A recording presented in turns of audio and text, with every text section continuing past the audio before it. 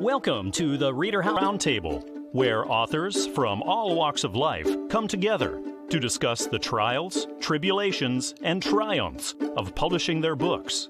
I'm your host, Corey Graham.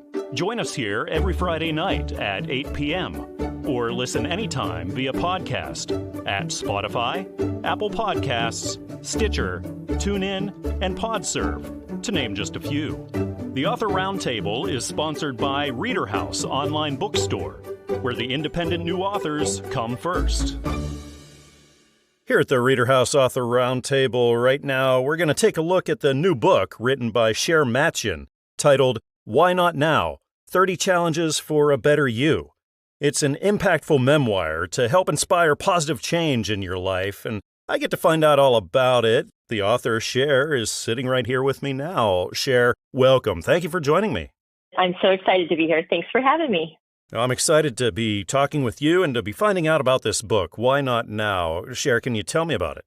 Well, the title comes from everybody has dreams and things that they want to do, and I was being coached by a life coach, and she kept asking me all these questions, and I would say, maybe later. And we kept coming up with the solution of why not now? So that kind of inspired me to say, you know what, why not now? Why wait for dreams and things that you want to do and changes that you want to make? Just do it now. So my book kind of goes through steps of self-help, and it helps you to make changes, small or big, however big or small you want to go, immediately. So there are things that you can do right now. Was this for a broad audience, or did you have a certain readership in mind? Mostly adults. I actually am just finishing my teen version.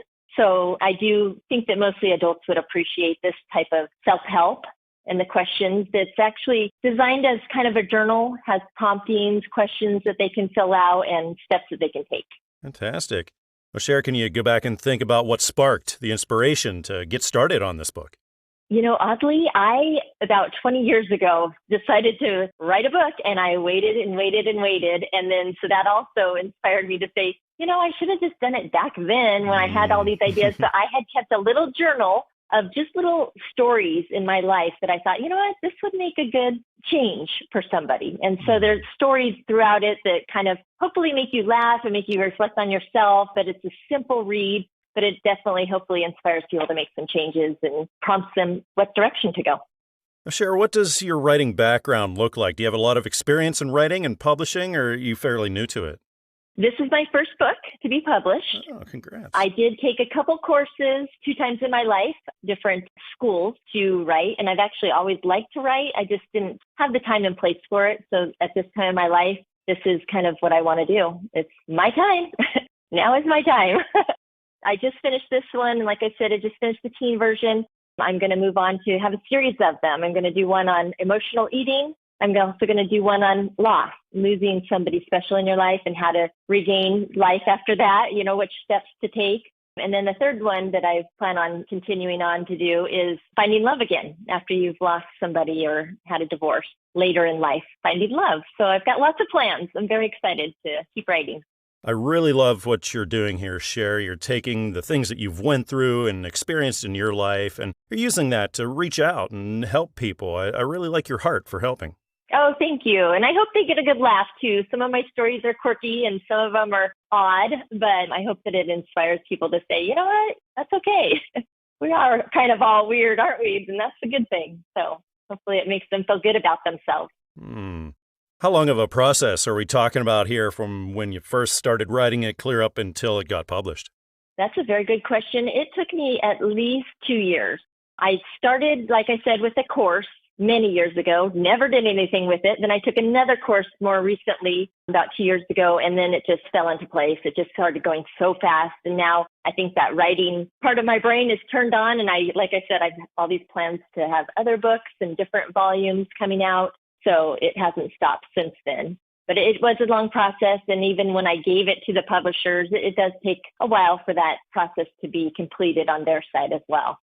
So it must have been a crazy moment for you whenever your first copy came in the mail and you got to hold your very first book for the very first time. Cher, can you tell me about that? Yeah, it is amazing. It is fun. And I hope it inspires people and people have fun with it.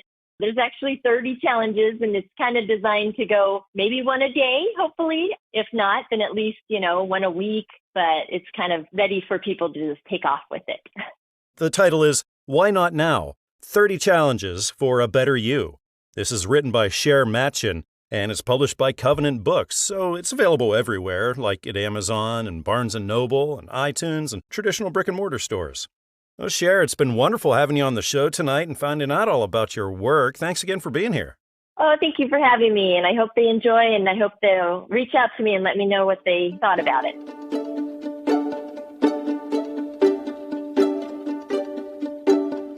The Trident and the Pillars of Poseidon. It's an exciting new book that follows a group of archaeologists looking for the city of Atlantis. It's co-authored by Frederick C. Dorando, Ph.D., and Joan Risch. And I get to find out more about this book. Frederick is here with me now. Frederick, welcome. Thank you for being here with me tonight. Well, thank you. I appreciate the opportunity to share this with your listeners. I appreciate your time, Frederick. Can you tell me all about the Trident and the Pillars of Poseidon? Well, there's two dialogues that go back to ancient times. They were written by a Greek philosopher by the name of Plato. He wrote many short dialogues, two of which deal with the subject of Atlantis, which was more of a civilization than a city, though today the two kind of interchangeably mixed. He described in narrative format the lifestyle, the people, what was important to them, how they conducted business, and quite a bit of detail about the physical construction of what he described as an island. The book here tries to make a case for the idea that archaeologists have not been looking for it in the right place. The right place is about 70 miles south of the Cuban city of Havana, underneath the Bay of Batabano. And the book does go into some detail about comparing what Plato wrote in terms of a physical description of the island in the area that the city was located in. The book also suggests a way of finding it, meaning a way of physically researching to find it. One of the hallmarks of the island was it was an island that was composed of several concentric little islands. The center island had a temple on it, and it also had at least one primary pillar, which was described as containing the laws of Poseidon. The book hypothesizes, just for the sake of the story, that the pillar that sticks out of the sand underneath the Bay of Batabano, and by way of magnetic and gravimetric techniques, though the book doesn't go into that, it can be located from the surface. Oh, that's really interesting. Frederick, what sparked the idea for this book? How did the idea come about? Well, I saw a movie made by George Pal in 1961 called Atlantis, the Lost Continent. And I was only 9 years old at the time, and something about it just grabbed my attention. And then a few years later in high school, when I was 16 years old, I spent a bit of time looking at archaeology books about Mayan, about Inca, about Aztec, and about the Egyptian civilizations from the libraries of the local universities here. And I was very dissatisfied with what I read and with the conclusions that the archaeologists had reached. I thought that they were very short-sighted and based on too small an amount of evidence. And so for the last 55 years or so, I've been toying with the idea of what it would take to find it and where it would be located. There's thousands of hours of research, both in terms of reading and looking at maps and doing many other things involved in it. So it's comparable to the work that would go into a humanities Ph.D. Wow. Well, Frederick, have you ever done anything like this before, like publishing and writing, things like that? Well, when I did research, which I did at Rutgers Medical School in the 1980s, yeah, I have publications related to different biochemical topics from the 1980s. So my training is as a scientist, as a research scientist. It's not as a book writer. It's not in the humanities. My background is technical. I currently teach chemistry at college. My focus is very technical. When it came to the publishing end of things and everything that was involved in that, Frederick, what was the most challenging part of that for you? Publishing this book was quite the challenge. What I did was I got a ghost reader. That's Joseph Rise, whose name's also on the book. Since that's not my area, writing, I recruited someone to do that for me, having given them the layout of the story.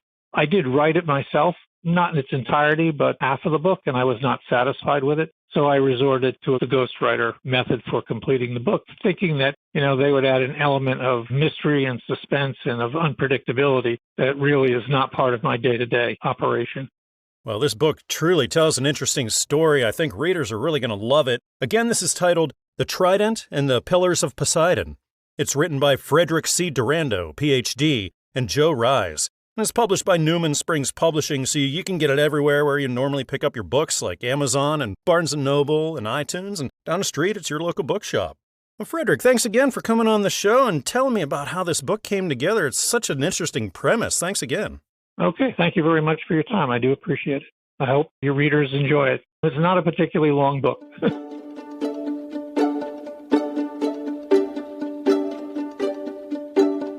The new book, written by Doris Straut, it's titled Miracles for Richard, and it's a true story of some challenges faced and conquered with God's help. And I get to find out more about the book. The author, Doris, is here with me now at the ReaderHouse Author Roundtable. Doris, welcome. Thanks for being here. Thanks for having me.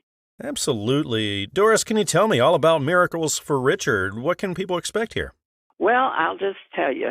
I started writing down the things in his life and putting it in a folder, and my husband kept on to me about doing something with it. So I finally got around to writing a book telling people that God is still in the business of miracles. Mm-hmm. He had many miracles in his life, and I just wanted to share them with the rest of the world. Can you give us a little background, Doris, about the story of Richard? Well, he came into this world a miracle, and it tells about it in the book. From there forward, many miracles occurred. When he was shot in the line of duty as an Atlanta police officer, we watched another miracle take place in his life. We were told he wouldn't live, and if he did, he wouldn't have any kind of a life, and that we would have to change our lifestyle. And I told the doctors, you don't know my God. He's in the business of miracles, and I know that Richard's going to be okay. Long story short, another miracle. Doris, what persuaded you to write this book? What was the inspiration to write the story? Well, the world is in a terrible state right now. It was when I was doing the writing, and I just felt like that the world needed to know that there is a God and that he loves us very much and that he answers prayer, and not always the way we want it, but he answers prayer and he performs miracles. And that just because you're not me or you're not Richard doesn't mean you won't have a miracle in your life. You don't have it because you haven't asked. Doris, would you then say that this is a book for a broad audience, or did you have sort of a readership in mind for it? Everybody. It starts off with him as a child, and everybody loved stories about children. And he had some antics in his life that were funny. And, I put a little humor in the book, and everybody likes humor. And I just think it's for anybody that would enjoy a book. What does your writing background look like, Doris? Have you done any writing or publishing prior to this? No. I've always thought about writing children's books because I have grandchildren that I would make up stories for to put them to bed. So I've always thought about writing children's books, and I may still, have something out there. And one of my granddaughters urged me to write a book giving my son's perspective of his life rather than mine. So I've thought about that too. Fantastic. About how long of a process was it to write and publish Miracles for Richard? The publishing took longer than the writing. I believe it. You have to go through so many things to get things correct. And I'm a grammar nut, and I didn't want to have the grammar in the book to be wrong. I've read many books that have had some grammar errors. And, doing the publishing, you have to check everything. So it wasn't that long writing it because I had, put notes aside all along. And so putting it together took a little while. But if you're out there and you want to write a book, write it. Go for it. It's worth it. Absolutely. Well, it must have been a really special day when your first copy of this came in, Doris, and you got to hold it in your hands and look at it. What was that like? It was fantastic. I read it myself after I had written it several times because I guess I enjoyed going back through the era of him growing up and going through these miracles. And he carried the Olympic torch. Oh, wow. And he carried the Paralympic torch. Those were special times, too. So it was exciting when it was all in print. So this is your first book, Doris. Now you're a published author. What's the most rewarding aspect of that for you? Well, it's exciting because I've already had people telling me about the book, about how they enjoyed reading it. In fact, one of my friends said she loaned it to her sister and she read it twice. And it's a short read, but it's entertaining and heart-touching, or that's the way I feel about it. Well, I think readers are going to be blessed by this book. The title, again, is Miracles for Richard. It's written by Doris Straut and is published by Christian Faith Publishing. So you can get it anywhere. Go to Amazon or Barnes & Noble or iTunes and also traditional brick-and-mortar stores, and you'll be able to find it. Doris, thank you again for joining me and telling me all about Miracles for Richard. I had a nice time talking with you. I had a nice time talking with you, Corey, and thank you so much.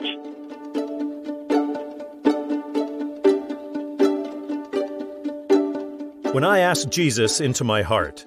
It's the new book. It just came out, written by Howie Rubin, and it's the book we're going to talk about right now here at the ReaderHouse Author Roundtable. The author, Howie, is sitting right next to me. Howie, welcome to the show. Thank you for joining me. Thank you again for having me. It's a pleasure. It's a pleasure to have you. Can you tell me all about what readers can expect whenever they open up When I Ask Jesus Into My Heart? Well, I will tell you a little bit about myself and my upbringing. You'll definitely experience the fact that I encourage one person to have the faith to ask Jesus into their heart and watch the miracles that unfold before them and see how their lives will be transformed, and to have them share their stories and encourage others to do the same. And it won't take long before this world will be filled with love, as Jesus spoke about. And that's really why I wrote this book.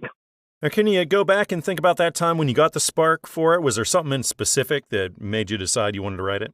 Well, actually, it was during the pandemic, of all things, and I had written a book prior to that, and I had done a board game, and friends had been asking me, when am I going to write a book again? And I started to reflect on this journey that I had back in 1975 when I was 20 years old, traveling around England, Scotland, Wales, and Ireland. And it was somewhere in Ireland, a little bit north of the Ring of Kerry. And I was with a friend. He was in the restroom, the bathroom, the loo. And I just picked up the Bible and opened it up. And there was a chapter and verse that said, would you like Jesus into your heart? Wow. And I thought for a moment, and it said, if you like Jesus in your heart, avoid sin, temptation, and stealing. And I thought, I could do that. And that was the impetus for me to start writing my story. I'm also a licensed racehorse trainer, and I wanted to include how so many wonderful things have happened in my life since 1975, and I've been blessed to follow and pursue my dreams, culminating to me ultimately now being a licensed racehorse trainer. I think I heard you say that you had written before and published before, Howie. So this isn't the first time you've been published. No, my first book was called Dads, and I had the pleasure of taking care of my father in his last year and a half of life. And while we were together, I started thinking about, I wasn't always the son that he may have wanted, so to speak. I think he wasn't the ideal son, but yet I said he was still there for me. And I thought, he always provided a safe place for me to grow and food and things of that nature. And I thought, I'm going to write a book saying thank you. And then I did some research on dads, and I found there weren't very many of them. This was back in 2000. And then I made it multicultural because I said it was more than white fathers, so to speak, or white dads that were doing the right thing. And it started from infant to teenage life, the activities, the positive portrayal of fatherhood. And that was the other book. I'm going to republish that one. I'm bringing that one back out. So that hopefully will be out there by Father's Day. But back to When I Asked Jesus into My Heart. Howie, when it comes to the publishing end of things, so many things involved there. What did you find the most challenging part of that for you? Finding somebody to work with.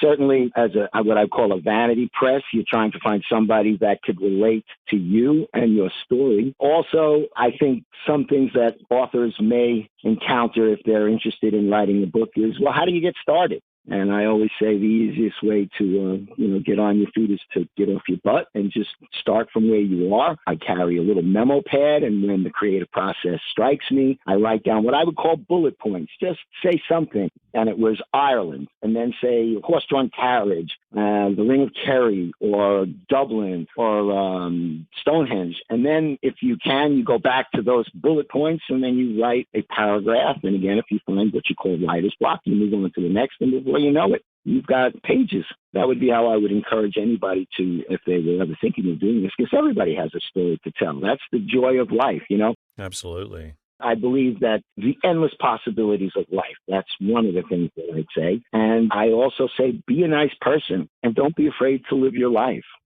Follow your dreams. I love it. Well, I think readers will be blessed by this book. Again, it's titled, When I Asked Jesus Into My Heart.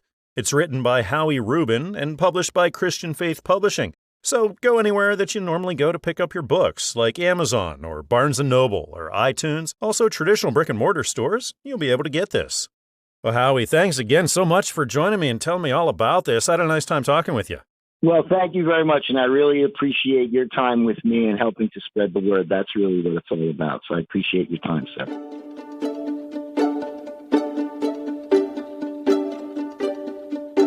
Sitting down with me now here at the ReaderHouse Author Roundtable, I'm really happy to be joined by author Joan Risch-Mayle. Joan, welcome. Thanks for joining me. You're welcome. Thank you for inviting me. I'm really happy to have you here. It's so exciting. You have a new audiobook out titled Walking in the Footsteps of Christ. So can you tell me what the book's all about? Corey, I feel this book is an accumulation of God's thoughts alongside God-inspired analogies. They were originally providing devotions for a monthly ladies' luncheon. Joan, who are your target readers? Who are you speaking to with this book? This book is definitely targeting Christians, young and old alike, written during a time in my life that my daughter was diagnosed with stage 4 Hodgkin lymphoma cancer.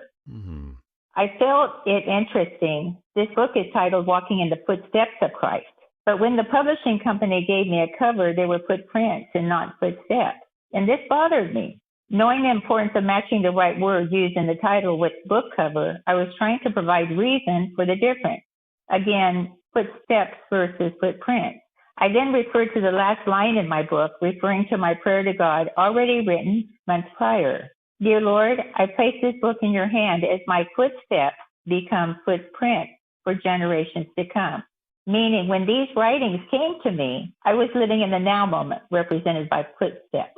But once these thoughts were published and in the reader's hands, they became footprints for generations to follow. Well, Joan, when it comes to writing, being published, have you ever done this before, or is this your first published one? No, I wrote a book in 2013, Reflections, Memoirs Reflecting God's Word. About how long of a process are we talking here for Walking in the Footsteps of Christ? Was it a long time to write and publish? About 6 years. I don't know whether that's a long time or not, but it was 6 years. And when it comes to your personal life experiences, everything you've been through up until this, Joan, how did that work its way into this book? As I just mentioned, my daughter had cancer, and I was ready to place my gift of writing aside so I could attend 100% to my daughter and her needs. As a mother, any mother could identify with that. At the same time, there was an opening for a facilitator to a ladies' luncheon, which met once a month. And it was as if God said, if you lead this group, writing a devotional once a month and sharing it with the ladies, as well as calling them during the course of the month, I will take care of your daughter. I did, and he did. At the time, I didn't realize the outcome of Amy's bout with cancer, but I knew and trusted that God would see her through. And he has and continues to walk beside and within her, guiding her as he is guiding me. Joan, oftentimes when you're driven to write, it also means you're a bit of a reader. So what kinds of things do you like to read? I prefer reading Christian material, and especially the Bible. There's a lot of Christian material out there, fiction and nonfiction alike, so that gives me a lot of reading material to draw upon. However, I generally don't go outside this genre when I actually sit down and read a book cover to cover. Do you find that what you're reading influences what you're writing? No, they don't, with the exception of scripture found in the Bible. Allow me to go back to my first God-inspired prayer. Dear God, give me the thoughts and I will think them. Give me the words and I will say them. Give me the deeds and I will do them. Give me the love for Jesus Christ and I will share him. Once praying that heartfelt prayer, I began diligently reading his word, and for the first time, taking my Christian walk seriously, and the writings began. When you think about all the time and all the hard work that you put into something like this, Joan, now what's the most rewarding aspect of now being a published author? Well, I have a teacher's heart. I have begun a reader circle where readers come to our house and we read Reflections, Memoirs Reflecting God's Word, and Walking in the Footsteps of Christ aloud alongside a new devotional which God is giving me each month. I find reading aloud is a lost art and a mental exercise, such as listening to a book exercises our sense to listen to the words behind the message that the author is conveying. And as a published author, I am using my own books to serve in this teaching. How awesome is that? Again, it's titled Walking in the Footsteps of Christ. It's written by Joan Risch-Mayle, and published by the Audiobook Network, so go over to Audible or iTunes or Amazon and you'll be able to pick it up. Joan, I just got to thank you again for coming on the show and telling me all about this book. I had a nice time talking with you tonight. Corey, thank you very much. And you know what? You did make this process a lot easier than I thought it would be.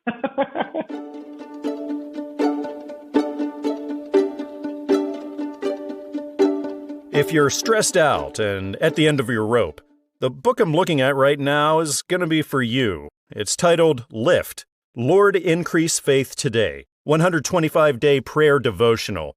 This is written by Elliott Abraham, Rosemarie Abraham, Angela Abraham, Carl Scott, and Jackie Scott. And one of the co-authors, Elliott, is with me now, and we get to find out more about this book. Elliott, welcome to the show. Thanks for joining me. Hey, thank you, Corey. Thank you so very much for having me. The pleasure's all mine. I'm interested in this book, Lift. Elliott, can you tell me about it? Absolutely, Corey. So I am the pastor and founder of a ministry called Elevating Faith Ministries. And we were founded during the pandemic when everybody was home. No one was going into the sanctuary much anymore. And we founded, the Lord placed it upon our heart to start this ministry called Elevating Faith Ministries. And it was during our end of year fast that we were fasting during Advent season. And the Lord spoke to me clearly that there are people who are struggling in their faith and they need a faith lift. Some people go to the aesthetic and they'll get a faith lift. But the Lord told me that people need a faith lift. So he just put that word into my spirit, lift. Lord, increase faith today, which becomes a prayer and a daily affirmation. So every day for 2 years, all of the leaders at Elevating Faith Ministries, we were assigned to write a prayer on our mobile app, and every prayer had to end with, Lord, increase faith today. Now, the leaders at that time, they didn't know that God had spoken to me and told me that this would ultimately become a book. They were just praying. They were just praying as the Lord gave them utterance. But ultimately, when we were done, we have the book, which is a very anointed book, 125-day prayer devotional, which will guide individuals who are struggling with what to pray, how to pray, when to pray, what to say. This is what this book is for. Elliott, how long was this book in the making? What was the kind of time period we're talking about? The book was in the making, Corey, for a little over 2 years. We actually have enough material for a volume 2. We're preparing volume 2 right now, but this book was in the works for over 2 years. Every day we prayed focused prayers. And then the prayers, we started to write the prayers, add the devotional content along with it, because the Lord was just letting me know that this is what this book was going to be. It's designed to bless people who are struggling in their faith. And that's what Lift is all about. Lord, increase faith today. When it comes to writing and the publishing thing, Elliott, have you ever been involved in that before, or is this a new thing for you? The publishing aspect, yes. Writing, no. I've actually written a couple other books. My wife is an author. She's written a book, and we're in the process of getting some of her works published now. But writing is not new. Publishing this book via Christian Faith Publishing, that was a new process. Yeah, there's so much involved in the publishing end of things. Elliott, what was the most challenging part of that for you? I think the most challenging part for me, Corey, was I'm an individual. I like to see the finish line. And during the publishing process, I did not necessarily know how long the process was going to be, but ultimately it was well worth it.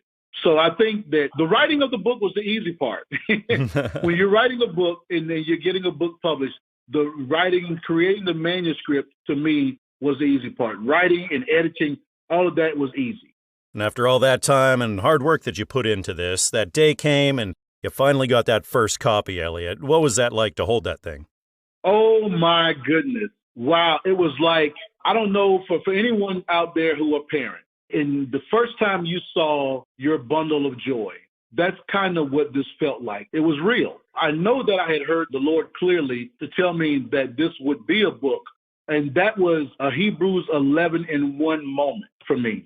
Hebrews 11:1 says that now faith is the substance of things hoped for, the evidence of things not seen. This was the fullness, the manifestation of Hebrews 11:1 come to life in my hands as I held that book.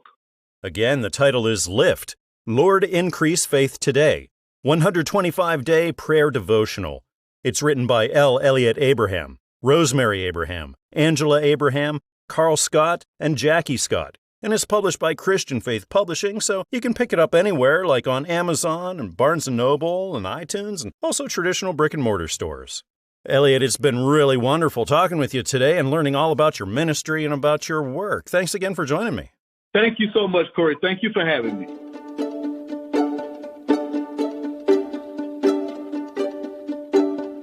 The new book just hit stores by Mandy Zundel. It's titled The Happy Ending, and I get to find out all about it now here at the ReaderHouse Author Roundtable. The author, Mandy, is joining me. Mandy, welcome to the show. I really appreciate you being here tonight. Hi, thank you for having me. Absolutely. Mandy, can you tell me about what readers can expect when they open up The Happy Ending? Well, it's a book about a land where fairy tales are real, and it's been driven by this spell called the happy ending for millennia.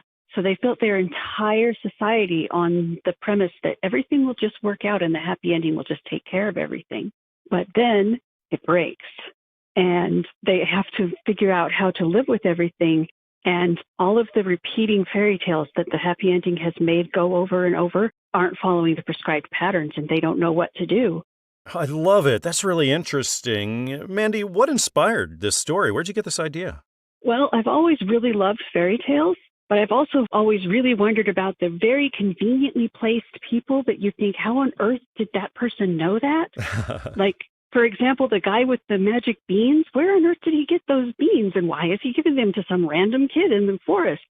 So I always wondered about that sort of thing. And then one night I had a dream about it, where I was in this land where fairy tales are real, and all of these conveniently placed people disappeared, and everyone was freaking out. So when I started writing a story, that's what I based it on.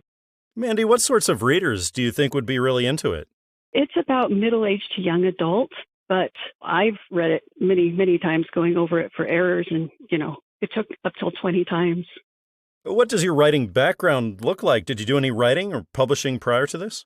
This is actually my first book I have ever published. I did a short story in college in French class because it was an assignment.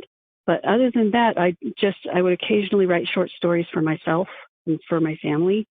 Being your first long-form one, did it take you a long time to both write it and put it through those publishing processes?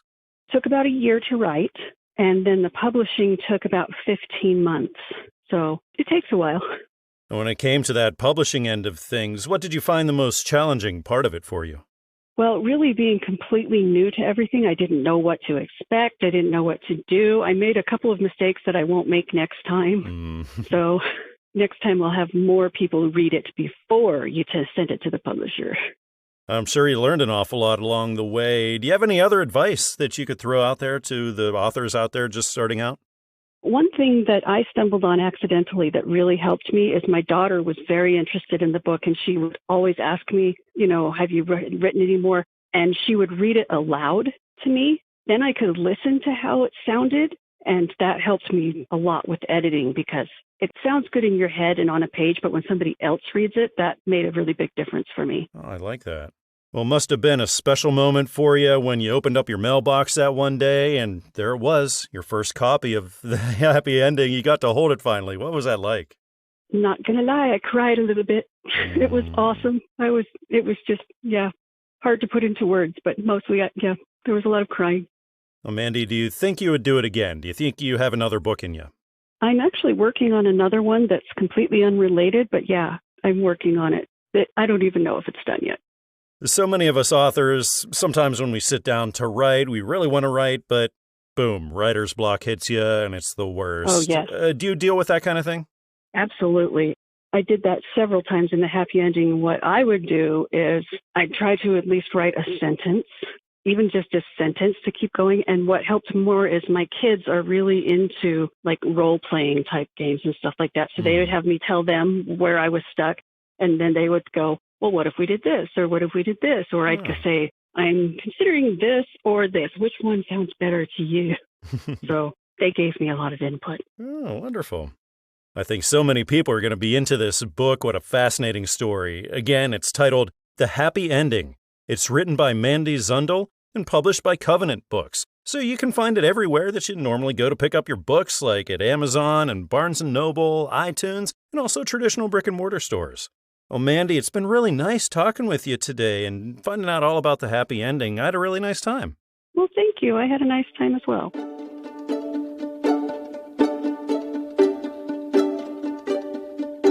Right now, here at the ReaderHouse Author Roundtable, I'm sitting down with author Sue Kleinhuizen. Sue, welcome to the show. Thank you so much for being here with me tonight. Thank you for having me. Absolutely. It's so exciting. The book is titled Grandma and Me. It just came out. Sue, can you tell me more about it? This book is based on a true event. It's a compassionate story in which a grandma and her 7-year-old granddaughter both have the diagnosis of psoriatic arthritis. Delilah, the main character of the book, is struggling to understand the importance of managing her health condition, and she begins to feel different about herself, that she's different from her peers, to the point where it starts to affect her self-esteem. So this prompted me to write this book and to be used as an educational tool for her, as well as for children who share the diagnosis. And the book describes the ins and outs of living with psoriatic arthritis. It talks about what's happening to their bodies, what they might be able to do to make it better. It talks about the types of doctors that may be involved, as well as available treatment, educates the children on the importance of getting enough sleep, eating a balanced diet, getting regular exercise, and it also teaches them how to protect their skins. And of course, any child who has this condition experiences a lot of emotions and concerns, and it discusses that as well. Sue, what inspired you to write this? Where did you get the idea? Well, it was from my granddaughter.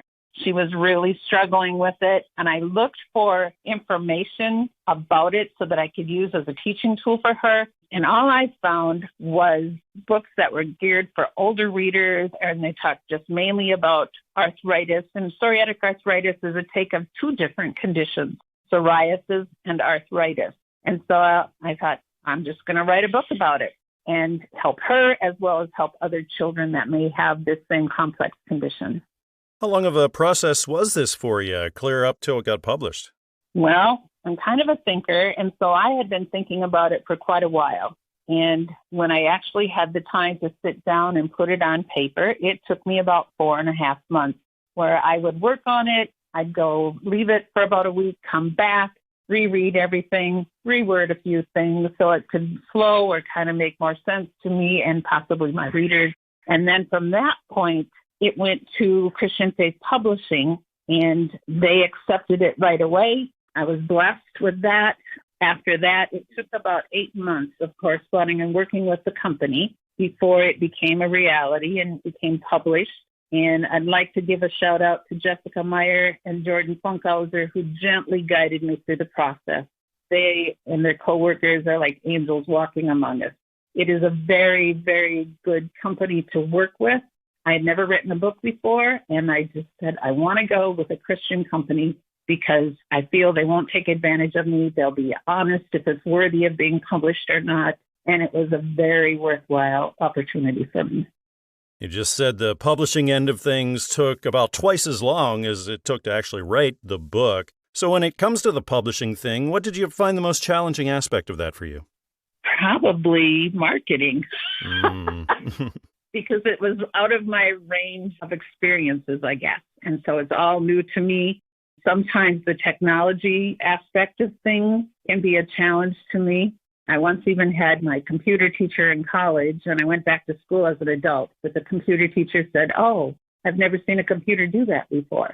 So oh, wow. when my book was accepted, I said, please find me someone very patient who can guide me through this process because I might need a little extra help when it comes to the electronic part of things.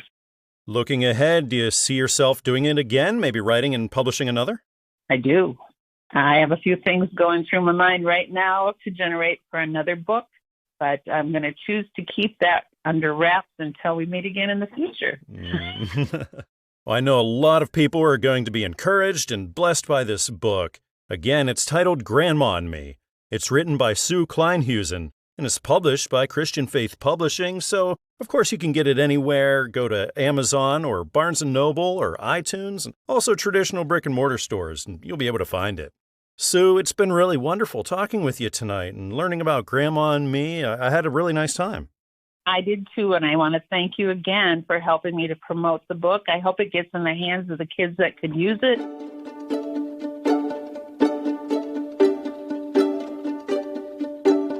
Returning to the ReaderHouse Author Roundtable, I'm really happy to welcome author Ira Krausman. Mark, welcome. Thanks for being here again. Yeah, thank you, Corey. It's a pleasure to be here always, It's always a pleasure to talk with you, Mark, and it's really exciting. You have another book out titled Jeremiah's Path to Confirmation and his pocketbook of 7, 9 plus 3. Mark, can you tell me about this? Well, it's my third one. If you remember, my first two books were a series, were a day in a life and a life lived. And this is my third book that has a character by the name of Jeremiah. And he has a mother who is a deacon in the church. And it is his mother's desire by her own intuitive idea for confirmation to come know the 7 gifts and 9 fruits of the Holy Spirit. But there's 3 more. That is his discovery, and keeps a little pocketbook and notations as he goes through a day. And it's an interactive book, Corey. I made notations, I suppose, like a 12-year-old.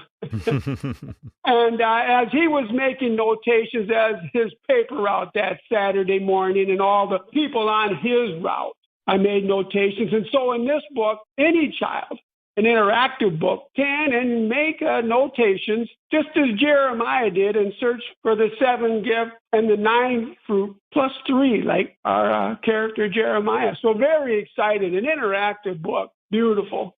Did you have a specific reading audience that you were speaking to here, Mark? Yeah, I write for like 9 to 15 years of age, but they're good for, the young and the old to be read too. The lessons are very strong and deals with humanitarianism, morality in life, and in general, just proper upbringing. Once you got to work on Jeremiah's Path to Confirmation, how long of a process was this for you up until it was published and it got out? We've been paddling now for a while, Corey. You write the book, you think about it, and then you write it the second time to see what your mind's eye sees for the reader. So, for the illustrator, you write it again. But it's been over a 3-year process to get here.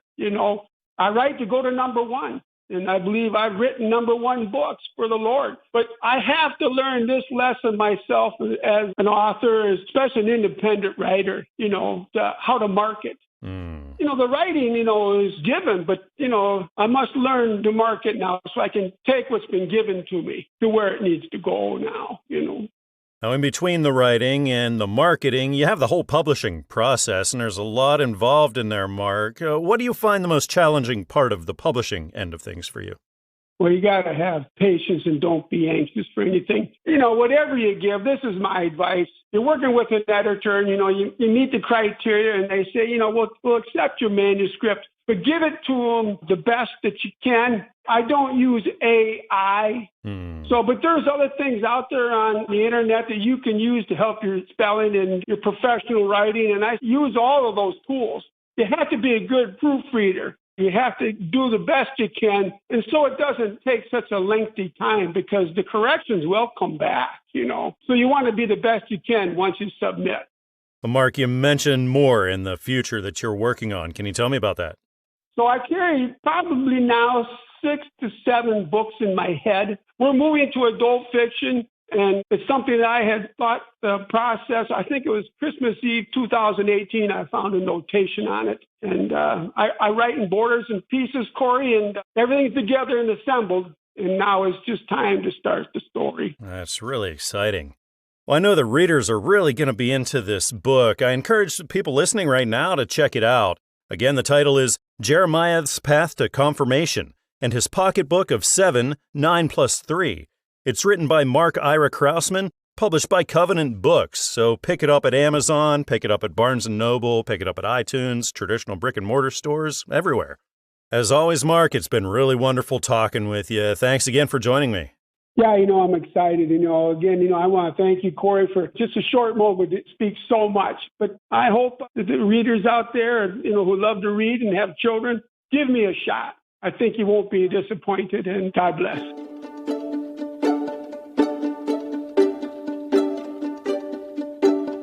I'm looking at a book here right now that's written to encourage those who are lost and broken.